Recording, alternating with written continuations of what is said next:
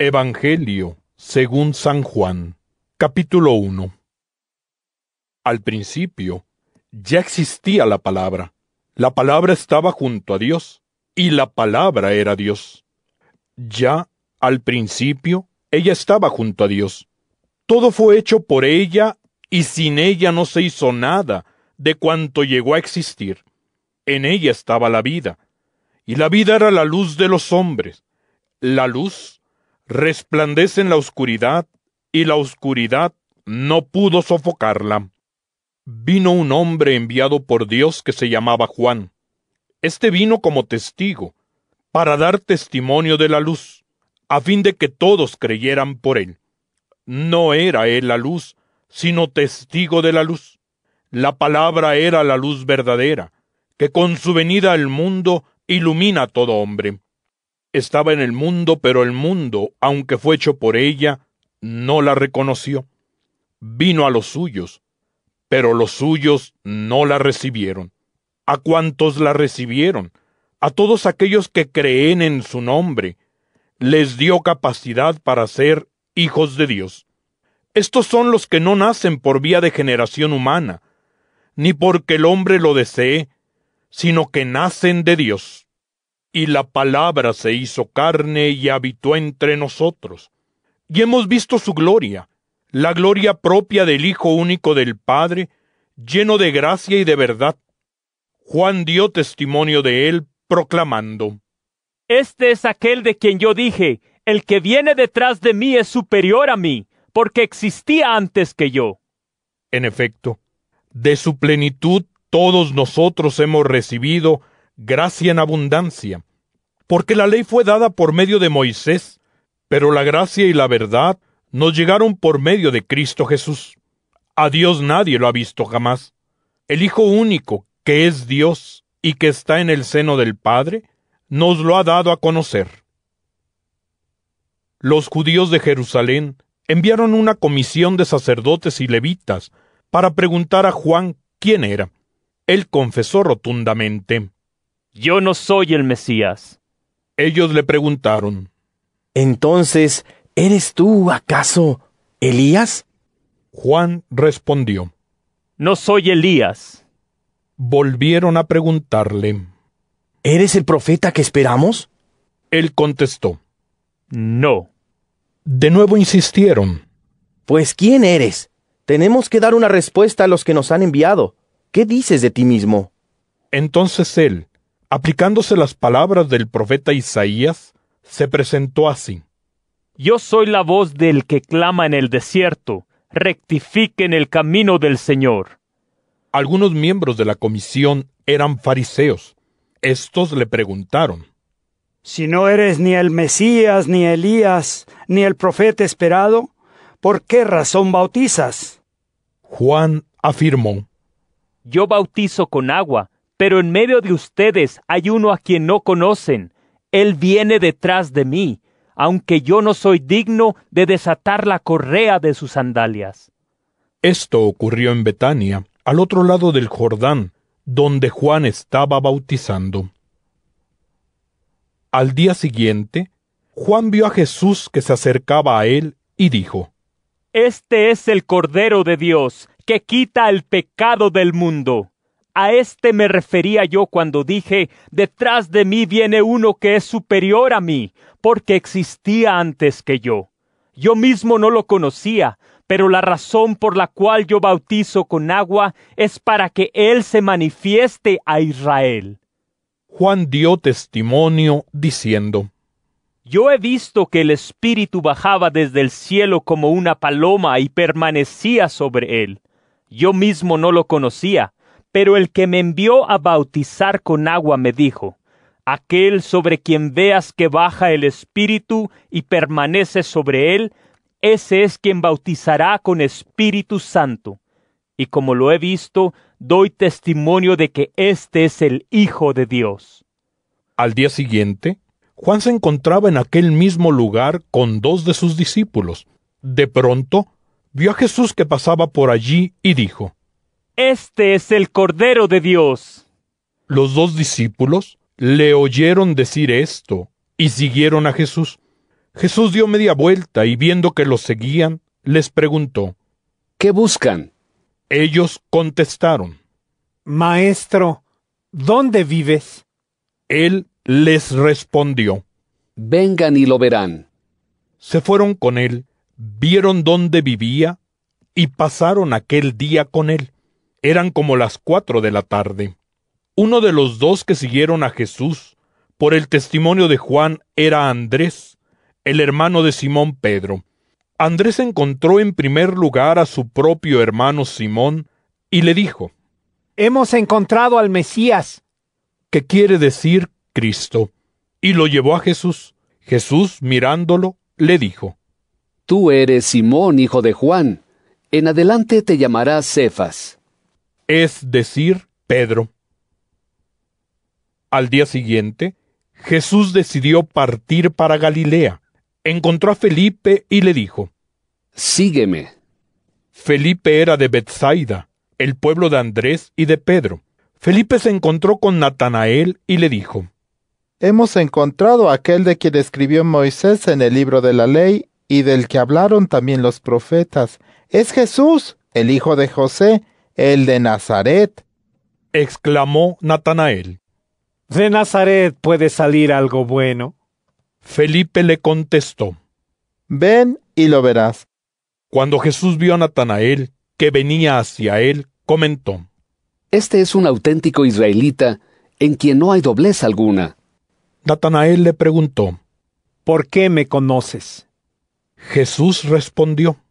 Antes de que Felipe te llamara, te vi yo, cuando estabas debajo de la higuera. Entonces Natanael exclamó, Maestro, tú eres el Hijo de Dios. Tú eres el Rey de Israel. Jesús prosiguió. ¿Te basta para creer el haberte dicho que te vi debajo de la higuera? Verás cosas más grandes que esa. Y añadió Jesús, Les aseguro que verán el cielo abierto y a los ángeles de Dios subiendo y bajando sobre el Hijo del Hombre. Juan capítulo 2. 3 días después, hubo una boda en Caná de Galilea. La madre de Jesús estaba invitada. También lo estaban Jesús y sus discípulos. Se les acabó el vino, y entonces la madre de Jesús le dijo, No les queda vino.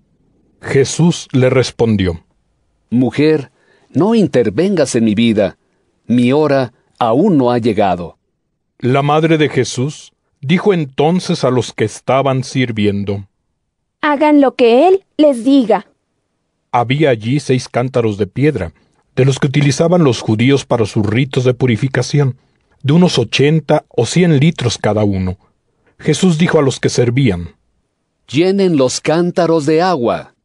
y los llenaron hasta arriba.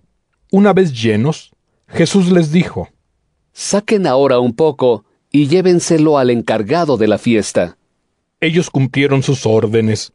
Cuando el encargado probó el vino nuevo sin saber de dónde venía, solo lo sabían los sirvientes que habían sacado el agua, llamó al novio y le dijo, Todo el mundo sirve primero el vino de mejor calidad, y cuando los invitados ya han bebido bastante, saca el más corriente. Tú, en cambio, has reservado el de mejor calidad hasta ahora. Esto sucedió en Caná de Galilea. Fue el primer signo realizado por Jesús. Así manifestó su gloria y sus discípulos creyeron en él. Después, Jesús bajó a Cafarnaún acompañado de su madre, sus hermanos y sus discípulos, y se quedaron allí unos cuantos días. Como ya estaba próxima la fiesta judía de la Pascua, Jesús fue a Jerusalén. En el templo se encontró con los vendedores de bueyes, ovejas y palomas. También estaban allí sentados detrás de sus mesas los que cambian dinero. Jesús, al ver aquello, hizo un látigo de cuerdas y echó fuera del templo a todos, con sus ovejas y bueyes. Tiró al suelo las monedas de los que cambian dinero y tumbó sus mesas. Y a los vendedores de palomas les dijo, ¡Quiten esto de aquí! ¡No conviertan la casa de mi padre en un mercado! Sus discípulos recordaron las palabras de la Escritura. El celo por tu casa me devorará. Los judíos intervinieron y le preguntaron: ¿Qué señal nos ofreces como prueba de tu autoridad para hacer esto? Jesús respondió: Destruyan este templo, y en 3 días yo lo levantaré de nuevo. Los judíos le dijeron: Han sido necesarios 46 años para edificar este templo, ¿y piensas tú reconstruirlo en 3 días? Pero el templo del que hablaba Jesús era su propio cuerpo. Por eso, cuando Jesús resucitó de entre los muertos, los discípulos recordaron lo que había dicho y creyeron en la Escritura y en las palabras que él había pronunciado. Durante su permanencia en Jerusalén, con motivo de la fiesta de Pascua, muchos creyeron en su nombre al ver los signos que hacía. Pero Jesús no confiaba en ellos, porque los conocía a todos, y no necesitaba que le informaran sobre los hombres, porque él conocía bien el interior del hombre. Juan capítulo 3. Un hombre, llamado Nicodemo, miembro del grupo de los fariseos y personaje importante entre los judíos, se presentó a Jesús de noche y le dijo: Maestro, sabemos que Dios te ha enviado para enseñarnos. Nadie, en efecto, puede realizar los signos que tú haces si Dios no está con él. Jesús le respondió: Yo te aseguro que el que no nazca de lo alto no puede ver el reino de Dios. Nicodemo repuso: ¿Cómo es posible que un hombre vuelva a nacer siendo viejo? ¿Acaso puede entrar de nuevo en el seno materno para nacer? Jesús le contestó: Yo te aseguro que nadie puede entrar en el reino de Dios si no nace del agua y del Espíritu. Lo que nace del hombre es humano. Lo engendrado por el Espíritu es espiritual. Que no te cause pues tanta sorpresa lo que te he dicho. Tienen que nacer de lo alto. El viento sopla donde quiere. Oyes su rumor, pero no sabes ni de dónde viene ni a dónde va. Lo mismo sucede con el que nace del Espíritu. Nicodemo preguntó: ¿Cómo puede ser esto?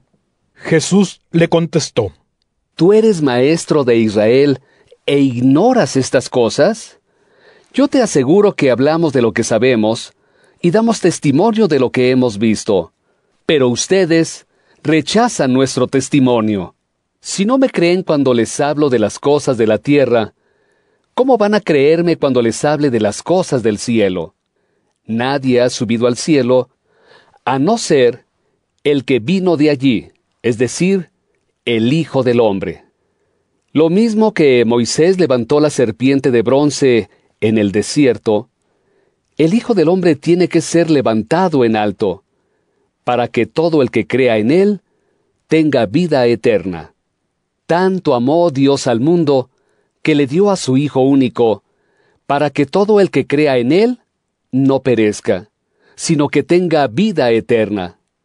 Dios no envió a su Hijo al mundo para condenarlo, sino para salvarlo por medio de él. El que cree en él no será condenado. Por el contrario, el que no cree en él ya está condenado, por no haber creído en el Hijo único de Dios.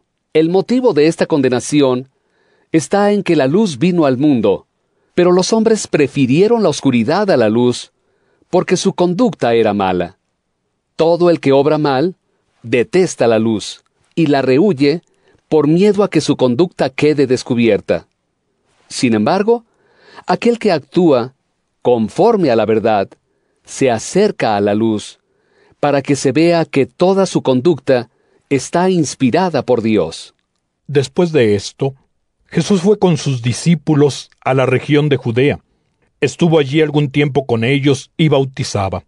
Juan estaba también bautizando en Ainón, cerca de Salín, porque allí había mucha agua, y la gente acudía a bautizarse. Esto ocurrió antes de que Juan fuera encarcelado. Algunos de los discípulos de Juan discutieron con unos judíos acerca del rito de purificación.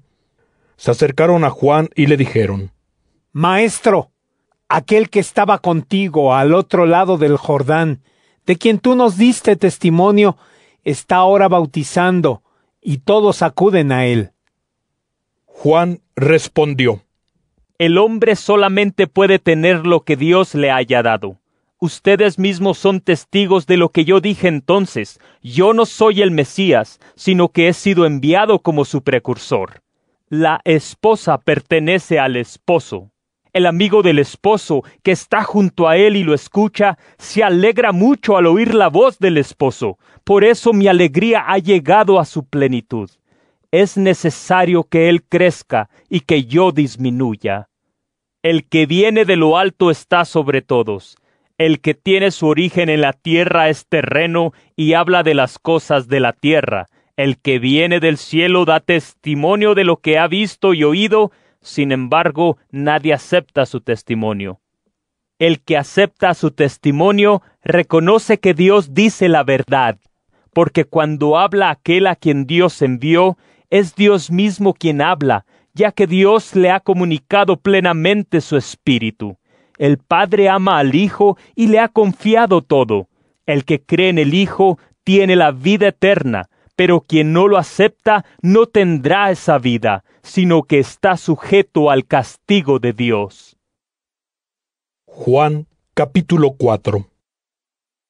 Los fariseos se enteraron de que aumentaba el número de los discípulos de Jesús y que bautizaba incluso más que Juan. La verdad es que Jesús no bautizaba, sino que lo hacían sus discípulos. Cuando estos rumores llegaron a Jesús, abandonó Judea y regresó a Galilea. En su viaje, a través de Samaria, llegó a un pueblo llamado Sicar, cerca del terreno que Jacob dio a su hijo José. Allí estaba también el pozo de Jacob. Jesús, fatigado por la caminata, se sentó junto al pozo.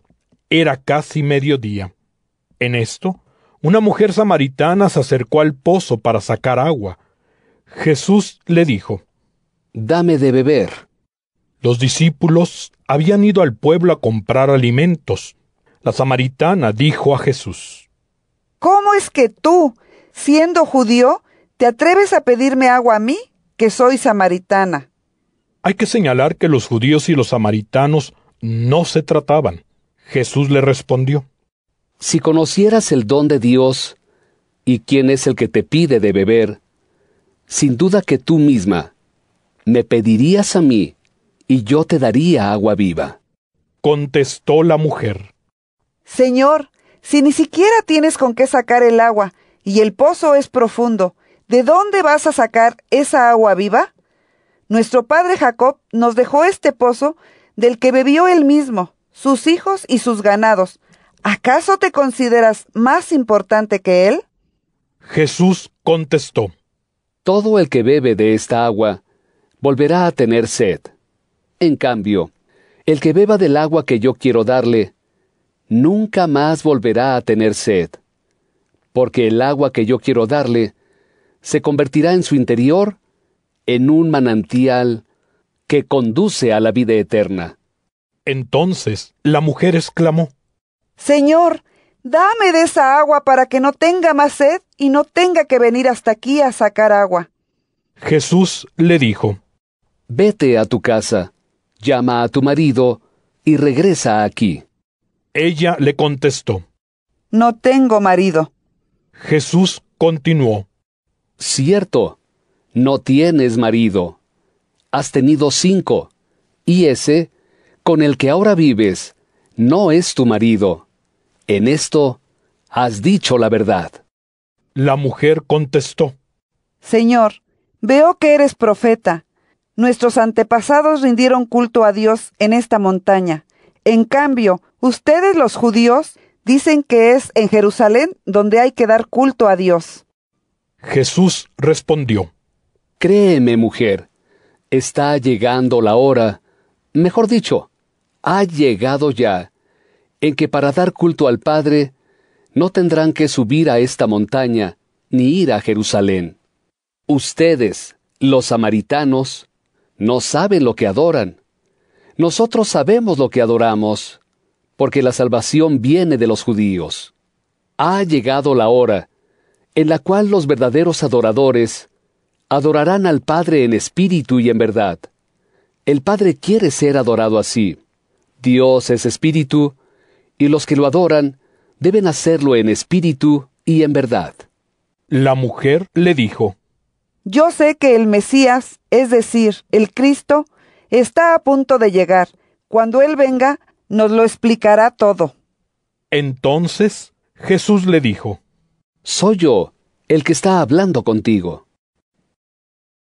En este momento llegaron sus discípulos y se sorprendieron de que Jesús estuviera hablando con una mujer, pero ninguno se atrevió a preguntarle qué quería de ella o de qué estaban hablando. La mujer dejó allí el cántaro, regresó al pueblo y dijo a la gente: Vengan a ver a un hombre que me ha dicho todo lo que he hecho. ¿Será el Mesías? Ellos salieron del pueblo y se fueron a su encuentro. Mientras tanto, los discípulos le insistían: Maestro, come algo. Pero él les dijo: Yo tengo un alimento que ustedes no conocen. Los discípulos comentaban entre sí: ¿Será que alguien le ha traído de comer? Jesús les explicó: Mi alimento consiste en hacer la voluntad del que me envió hasta que lleve a término su obra de salvación. ¿No dicen ustedes que faltan todavía 4 meses para la cosecha? Pues yo les digo, levanten la mirada y observen los campos sembrados, que están ya maduros para la cosecha. El que cosecha recibe su salario y recoge el grano para la vida eterna. De modo que el que siembra y el que cosecha se alegran juntos. En esto tiene razón el refrán: uno es el que siembra y otro el que cosecha. Yo los he enviado a cosechar un campo que ustedes no cultivaron. Otros lo han trabajado, y ustedes recogen el fruto de su trabajo. Muchos de los habitantes de aquel pueblo creyeron en Jesús por el testimonio de la samaritana que atestiguaba: Me ha dicho todo lo que he hecho. Por eso, cuando los samaritanos llegaron donde estaba Jesús, le insistían en que se quedara con ellos, y permaneció con ellos 2 días.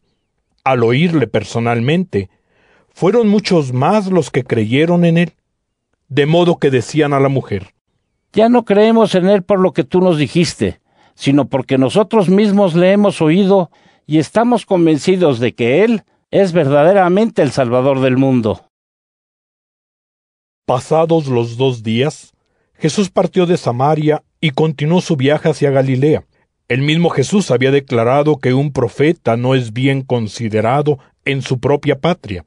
Cuando llegó a Galilea, los galileos le dieron la bienvenida, pues también ellos habían estado en Jerusalén por la fiesta de la Pascua, y habían visto todo lo que Jesús hizo en aquella ocasión. Jesús visitó de nuevo Caná de Galilea, donde había convertido el agua en vino. Había allí un funcionario del rey que tenía un hijo enfermo en Cafarnaúm.